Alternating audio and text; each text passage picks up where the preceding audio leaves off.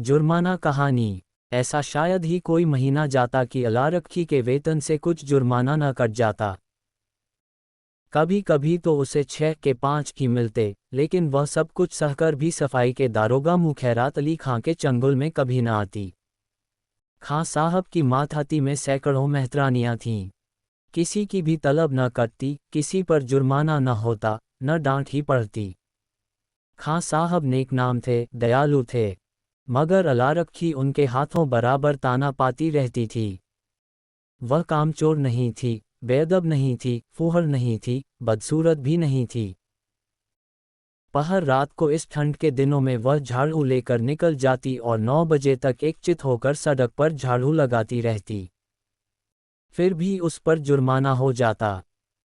उसका पति हुसैनी भी अवसर पाकर उसका काम कर देता, लेकिन अलारखी की किस्मत में जुर्माना देना था। तलब का दिन औरों के लिए हंसने का दिन था, अलारखी के लिए रोने का। उस दिन उसका मन जैसे सूली पर टंगा रहता। न जाने कितने पैसे कट जाएंगे। वह परीक्षा वाले छात्रों की तरह बार बार जुर्माना की रकम का तखमीना करती। उस दिन वह थककर जरा दम लेने के लिए बैठ गई थी। उसी वक्त दारोगाजी अपने इक्के पर आ रहे थे।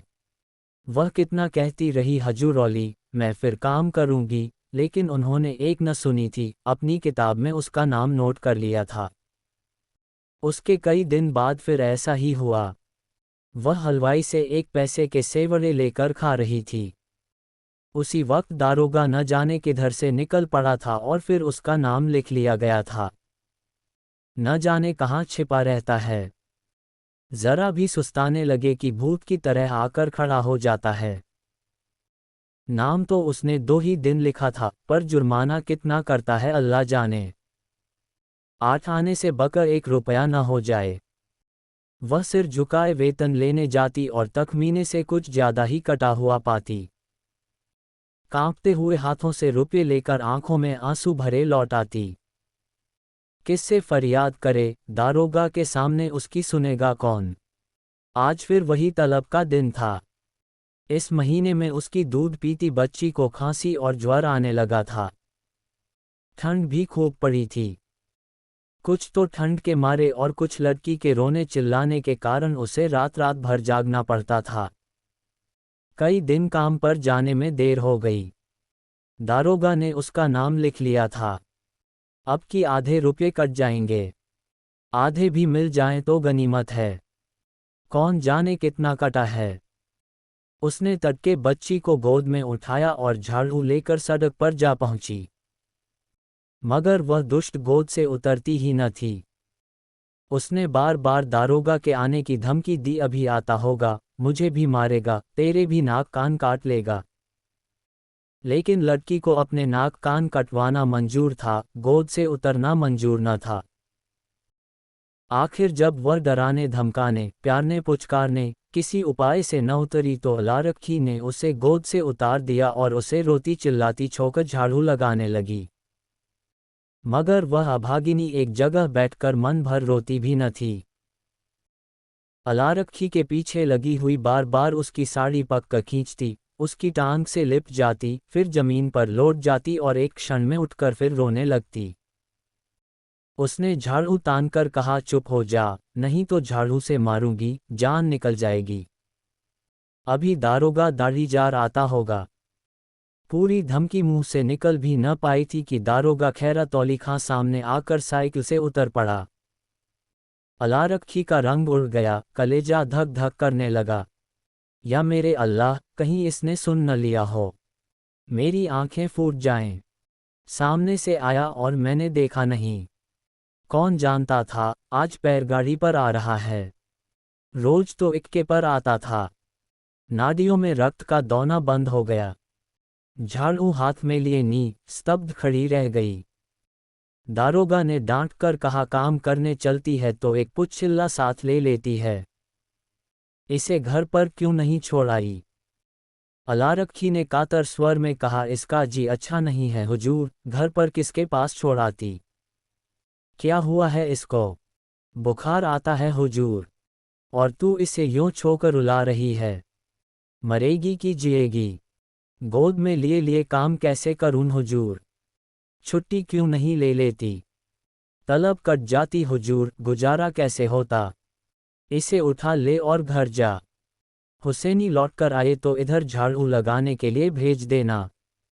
अलारखी ने लड़की को उठा लिया और चलने को हुई, तब दारोगाजी ने पूछा मुझे गाली क्यों दे रही थी। अलारखी की रही सही जान भी निकल गई।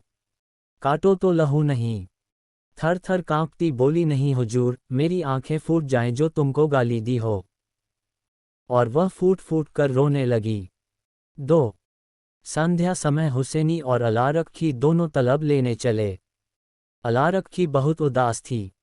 हुसैनी ने सांत्वना दी, तू इतनी उदास क्यों है, तलब ही न कटेगी, काटने दे, अब की से तेरी जान की कसम खाता हूँ, एक बूंद दारू या ताड़ी नहीं पीऊंगा।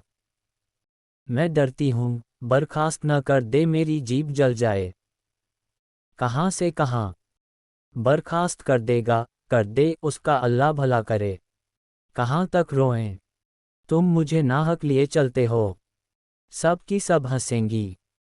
बर्खास्त करेगा तो पूछूंगा नहीं किस इल्ज़ाम पर बर्खास्त करते हो, गाली देते किसने सुना। कोई अंधेर है जिसे चाहे बर्खास्त कर दे, और कहीं सुनवाई न हुई तो पंचों से फरियाद करूंगा, चौधरी के दरवाजे पर सर पटक दूंगा। ऐसी ही एकता होती तो दारोगा इतना जरिमाना करने पाता।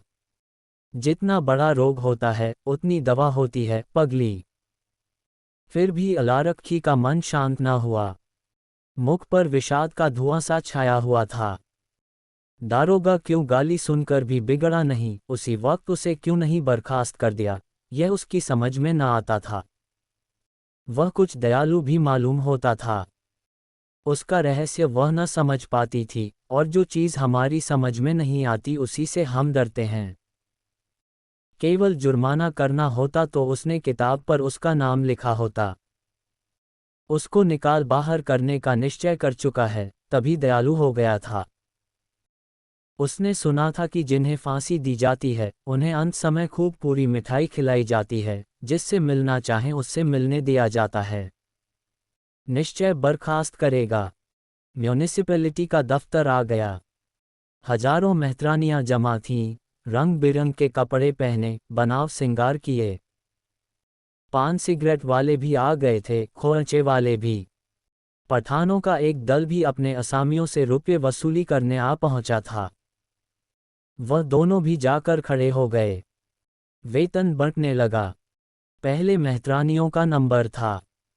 जिसका नाम पुकारा जाता वह लपक कर जाती और अपने रुपये लेकर दारोगाजी को मुफ्त की दुआएं देती हुई चली जाती। चंपा के बाद अलारखी का नाम बराबर पुकारा जाता था। आज अलारखी का नाम उड़ गया था।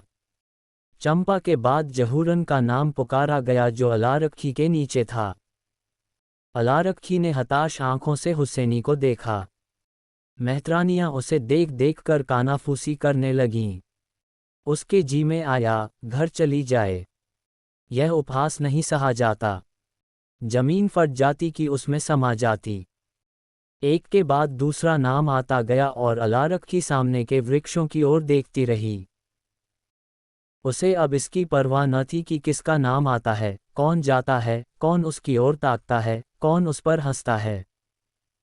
सहसा अपना नाम सुनकर वह चौंक पड़ी। धीरे से उठी और नवेली बहू की भांति पग उठाती हुई चली। खजांची ने पूरे 6 उसके हाथ पर रख दिए। उसे आश्चर्य हुआ। खजांची ने भूल तो नहीं की। इन 3 बरसों में पूरा वेतन तो कभी मिला नहीं, और अब की तो आधा भी मिले तो बहुत है। वह एक सेकंड वहां खड़ी रही कि शायद खजांची उससे रुपया वापस मांगे। जब खजांची ने पूछा, अब क्यों खड़ी है, जाती क्यों नहीं, तब वह धीरे से बोली, ये तो पूरे रुपये हैं। खजांची ने चकित होकर उसकी ओर देखा। तो और क्या चाहती है, कम मिलें? कुछ जरिमाना नहीं है? नहीं, अब की कुछ जरिमाना नहीं है। अलारखी चली, पर उसका मन प्रसन्न न था। वह पछता रही थी कि दारोगाजी को गाली क्यों दी।